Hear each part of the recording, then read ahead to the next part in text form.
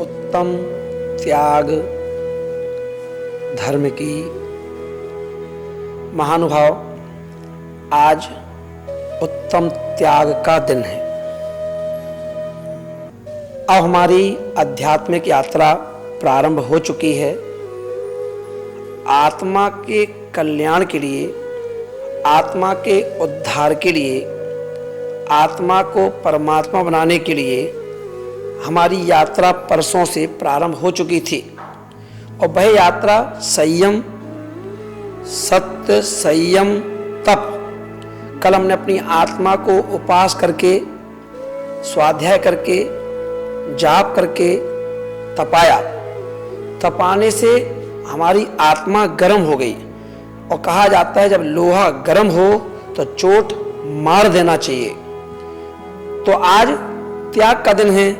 और त्याग का दिन है तो अपन ये देखें कि अगर नाली जाम कब होती है? जब उसमें कचरा भर जाता है, रुक जाता है, तो जो पानी का बहाव है वो भी जाम हो जाता है।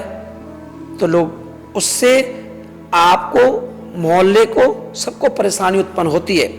और उस नाली को जब हम साफ कर दी जाती है तो पानी को गति मिल जाती है और पानी जल्दी जल्दी बहना प्रारंभ हो जाता है। इसी तरह आज त्याग का भी त्याग करने का दिन है कि त्याग का भी त्याग करो। जिस प्रकार से नाली को गतिमान करने के लिए हमने उस कचरे को अलग कर दिया, ऐसे ही हम रोज नहाते तो हैं, वो बाहर का कचरा, बाहर का मल, उसको साफ करने के लिए। मगर कभी आपने ये गौर किया है कि हमारी आत्मा में, हमारे अंतर में भी कुछ कचरा है, जिसे हम कहते हैं राग का कचरा, द्वेष का कचरा, मोह का कचरा। इस कचरे के कारण से हमारी आत्मा अब क्या हो रही है? अवरुद्ध हो रही है, बह नहीं पा रही है, सिद्धों के पास नहीं पहुंच पा रही है, हमारी आत्मा परमात्मा नहीं बन पा रही है ना। हम कसायों से मुक्त नहीं हो पा रहे हैं क्योंकि कचरा भरा हुआ है। तो आज बाहर की सफाई तो हम 5, 7, 8 दिन से कर रहे हैं। आज 8वां दिन है। मगर आज जो है दिन वो है अपनी अंतरंग की सफाई का। इसलिए अपन देखें, नियम है कि त्याग के बिना हमारी लाइफ आगे नहीं बढ़ सकती। आप कितना कमाते हो, दुकान से, फैक्ट्री से, ना मेहनत करके, ऑफिस से, जॉब करके, पर आपको मालूम है सरकार कहती है अगर तुम इतना कमाते हो तो उसमें से इतना परसेंटेज आपको त्याग यानी हमें टैक्स के रूप में देना पड़ेगा। और यदि आप टैक्स नहीं देते हो तो सरकार आपके ऊपर शिकंजा कसती है और आपकी प्रॉपर्टी को भी कभी कभी नीलाम कर देती है। जरूरी है यानी टैक्स देना, है ना। अपन देखें, क्योंकि त्याग करना, त्याग के बिना कुछ नहीं मिल सकता। अपन देखते हैं प्रकृति भी त्याग करती है। गाय, भैंस हमें दूध देती हैं। अगर उनको प्रकृति है उनकी त्याग करने की, अगर वो त्याग नहीं करेंगी, उनका दूध नहीं निकाला जाए टाइम से, तो वो गाय भैंस चिल्लाती हैं और चिल्लाती हैं। और कभी कभी कई गाय भैंस अपने आप दूध भी छोड़ देती हैं, है ना, क्योंकि प्रकृति का नियम है। बादल, मेघ समुद्र से, नदियों से पानी को वाष्पित करते हैं, खींच लेते हैं। मगर जब बादल भर जाते हैं पानी से तो वो पानी को रोक नहीं पाते। क्या करते हैं? वर्षा करके हमारे ऊपर ही वर्षा। तो आदान प्रदान ये प्रकृति का नियम है। ग्रहण कीजिए, छोड़िए, ग्रहण कीजिए, छोड़िए। सांस भी व्यक्ति लेते ही लेता नहीं है। अगर लेते ही लेता रहे और छोड़ना बंद कर दे तो ही मर जाएगा। तो सांस लेना भी जरूरी है, तो सांस छोड़ना भी जरूरी है। खाना भी जरूरी है, तो त्याग करना भी जरूरी है। अगर व्यक्ति खाता रहे, ना लघु शंका जाए, ना शौच क्रिया के लिए जाए, तो व्यक्ति मर जाएगा। पेट से निकल आएगा, मुंह से निकल आएगा। इसलिए छोड़ना भी जरूरी है। तो प्रकृति ने भी कहा लीजिए, छोड़िए।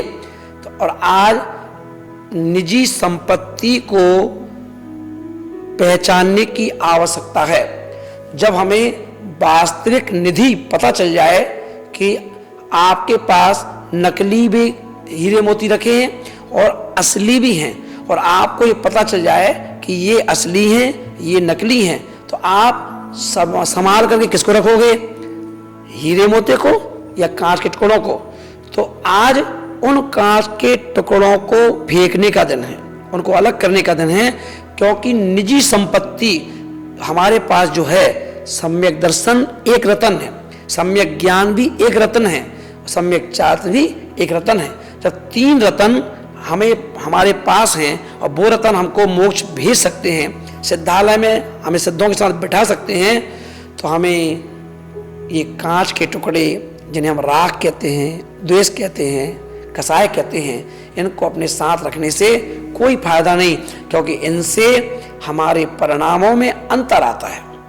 तो आज का दिन उपवास नहीं, पूजा नहीं, पूजा तो करो, पूजा में द्रव्य चढ़ाओ, पर साथ में राग का भी एक राग थाली में राग जमा करके, एक थाली में द्वेष जमा करके, एक थाली में मोह जमा करके, एक थाली में पाप जमा करके, प्रभु की भक्ति में पूजा के साथ साथ इनको ही भेंट कर दो। हे प्रभु, आज चावल तो रोज चढ़ाते हैं, आज हम क्रोध चढ़ाएंगे, एक अर्घ में मान चढ़ा दो, एक में मायाचारी, एक में लोभ, एक में हिंसा, एक में झूठ, एक में चोरी, एक में कुशील, एक में परिग्रह, एक में राग द्वेष। ऐसे इस द्रव्य की थाली के साथ साथ इनको भी चढ़ा दो, उसका नाम तम त्याग है। ऐसा त्याग जो हमें परमात्मा बनाएगा, ऐसा त्याग जो हमें संसार से दूर करेगा, आत्मा के नजदीक करेगा। क्योंकि ध्यान रखना, एक व्यक्ति ने घर छोड़ करके घर का त्याग कर दिया, और त्याग करके वह व्यक्ति बड़ा खुश हुआ कि मैं अब गृह त्यागी हो गया, और उसने एक आश्रम बना लिया, एक सुंदर आश्रम बनाया, और आश्रम बना करके उसमें रहने लगा। मगर आचार्यों ने कहा कि त्याग करने के बाद कोई चीज याद नहीं रहना चाहिए। आपने कितना दान दिया है, तो ऐसा नहीं कि अब जिंदगी में चिल्लाते रहो मैंने दान दिया था। किसी ने एक भगवान की मूर्ति विराजमान करवा दी और वो जिंदगी भर ये कहे ये हमारे भगवान है, ये हमारे भगवान है। किसी ने एक छत्र चढ़ा दिया, चाहे सोने का चढ़ाए, चाहे अब जब भी जाता है तो छत्र देखता है, भगवान नहीं देखता, कहता छत्र मेरा है ना। कोई भगवान को मेरा कह रहा है, कोई छत्र को मेरा कह रहा है। अरे भाई, तुम्हारा है कि अब तुम उनके हो जाओ। जब तक वो चीज भगवान के पास नहीं थी, भगवान के पास नहीं लगाई थी, जब तक वो आपकी थी। पर जैसे ही आपने मुंह से निकला दान निकलते ही अब वो चीज आपकी नहीं रही, अब वो मंदिर की हो गई, भगवान की हो गई। अब आपको कोई अधिकार नहीं है कि आप उसको ये कह सको कि ये मेरी है। अगर ऐसा भाव आपके अंदर है तो त्याग करने के बाद भी त्याग नहीं है।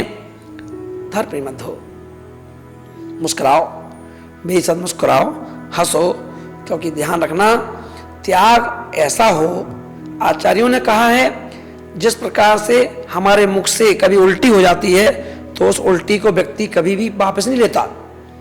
तो इसी तरह से संसार में जो चीज हमने चाहे एक मंदिर में दान दे दिया हो, चाहे हमने एक लौकिक व्यक्ति को कुछ उपकार कर दिया हो, दे के भूल जाओ। कभी उसको रियलाइज मत कराओ बार बार कि मैंने तुम्हें ये चीज दी थी, मैं तुम पर ये उपकार किया था, क्योंकि त्याग है। तो त्याग धर्म हमें महान बनाता है और त्याग से ही हमारी आत्मा परमात्मा बनने के लिए ऊंचाइयों पर जाती है।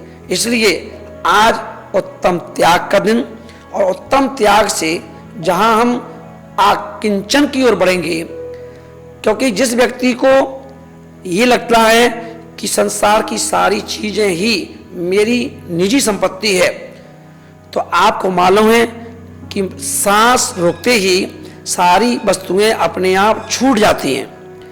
तो ये सूत्र अगर हमें समझ में आ जाए कि जो हमने घर में जोड़ के रखा है ये मेरा नहीं है, इससे तो मेरा उल्टा कर्म का बंध बन रहा है ना, राग हो रहा है, द्वेष हो रहा है। इसलिए अपनी निज संपत्ति को देख करके, क्योंकि त्याग करना बहुत जरूरी है।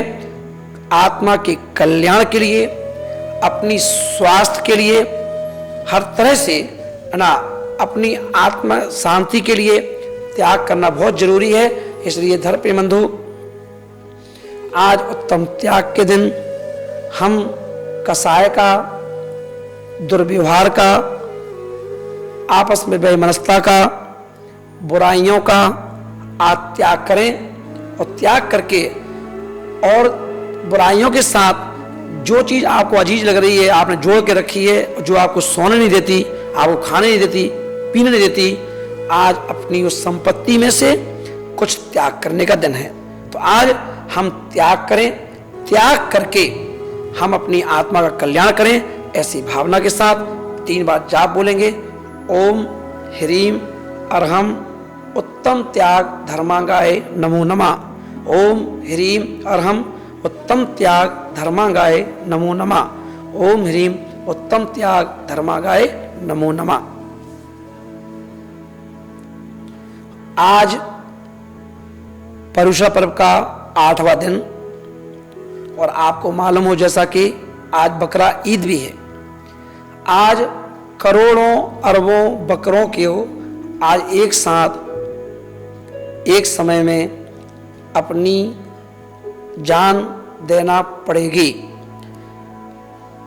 तो आज हम उन बकरे के लिए कुछ कर तो सकते नहीं कि उनको हम जाके बचा सकते हो, तो कम से कम हम इतना जरूर कर सकते हैं कि हम उस प्रभु से प्रे करें, प्रार्थना करें उन बकरों के लिए, उनकी आत्मा की शांति के लिए, उनके उज्जवल भविष्य के लिए, उनकी उत्तम गति के लिए हम भगवान से प्रार्थना कर सकते हैं। उसके लिए हम कम से कम नहीं तो आज की तारीख में 5 माला, 11 माला, 3 माला, 1 माला नमोकार मंत्र की जरूर फेरें।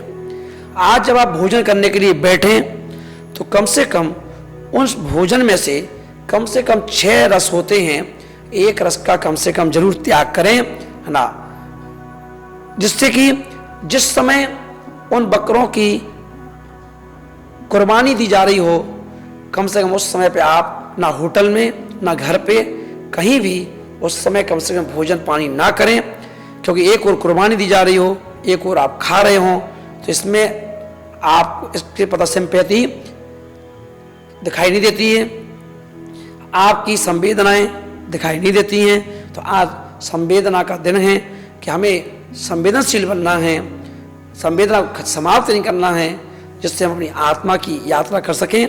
तो सभी लोग बड़े हंसते मुस्कुराते हुए जाप करेंगे, प्रभु से कामना करेंगे कि हे प्रभु सबकी आत्मा को शांति दे। ऐसी भावना के साथ मैं आप सबको पर्युषा पर्व की बधाई देता हूँ, उत्तम त्याग के लिए प्रेरणा देता हूँ, और आपके लिए आशीर्वाद रूपी शक्ति देता हूँ कि जितने लोग अगर आप मुझे सुन रहे हैं तो आप मेरी भावना को समझ करके कुछ ना कुछ त्याग आज अपनी आत्मा में उतारेंगे, त्याग करेंगे, जिससे हमारी अंतरंग और बहिरंग शुद्ध होकर के हम अपनी आत्मा का कल्याण कर सकें। तो इसी भावना के साथ ऑल द बेस्ट।